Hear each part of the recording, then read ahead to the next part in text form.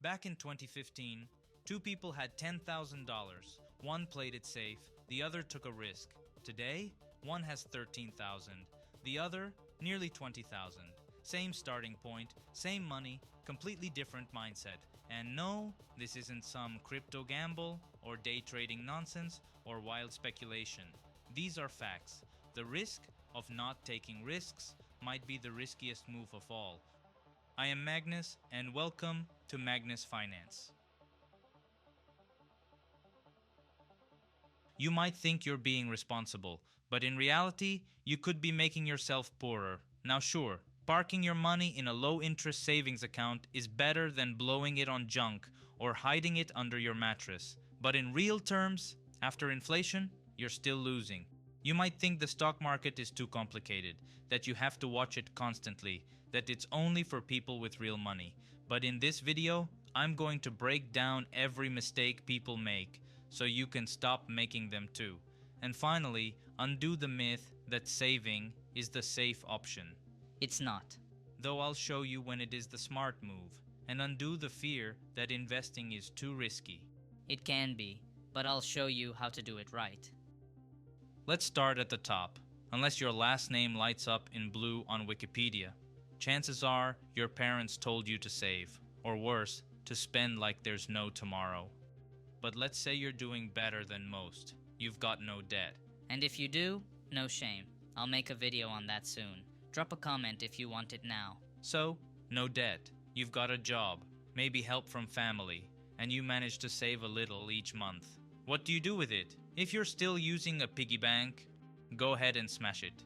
Inflation runs about 2.5% a year, and that's in stable times. Throw in a global crisis like 2020, it gets worse. That cash just sitting there, it's losing value every single month.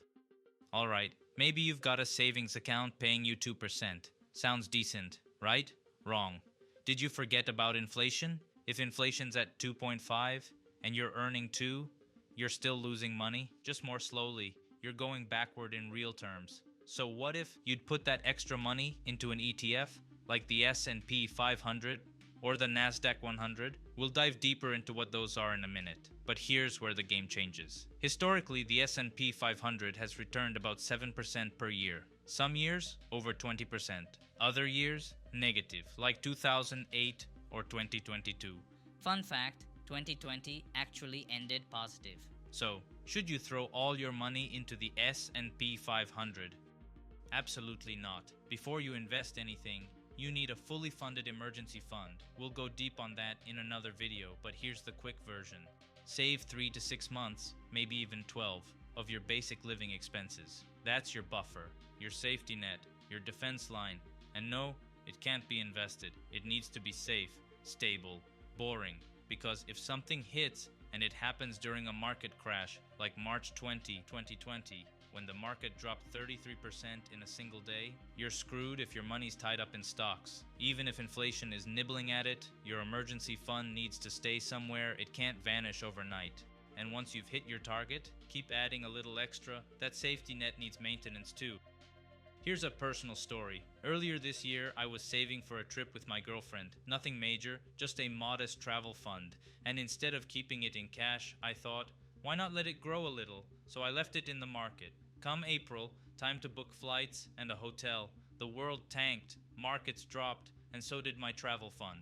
Gone. That was the day I learned. Not all savings belong in the stock market.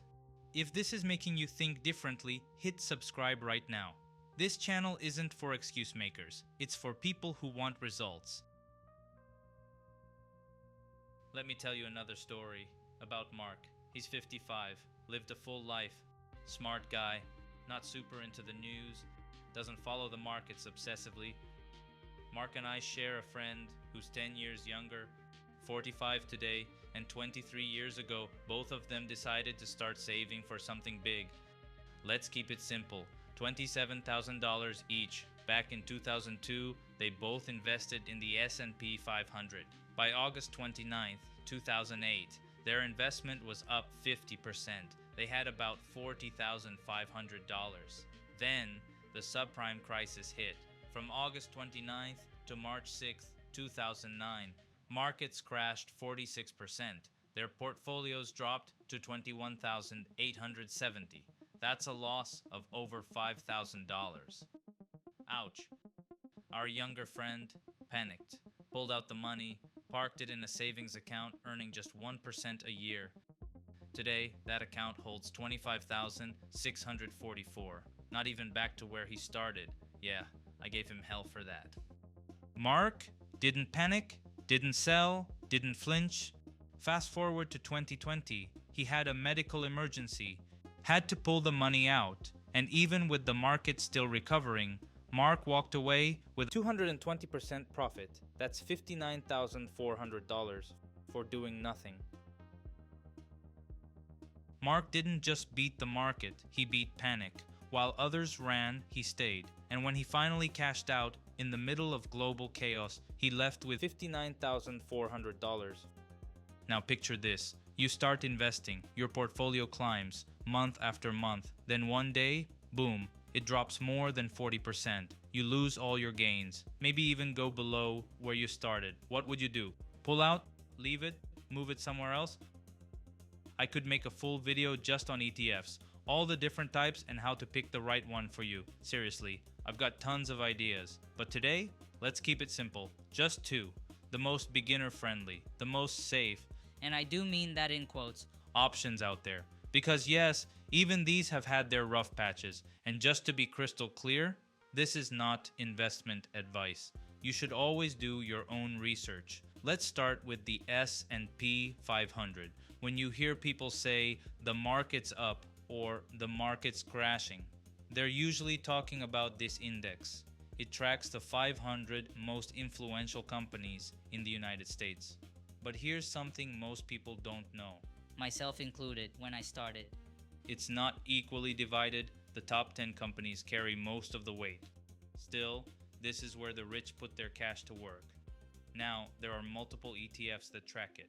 The most popular, VUAA and IVV. But there's a hidden gem out there, VUAA. It's basically the same as VOO, but it reinvests dividends automatically. That makes it a great choice for long-term investors who want to let it grow and grow and grow. Then there's the NASDAQ 100.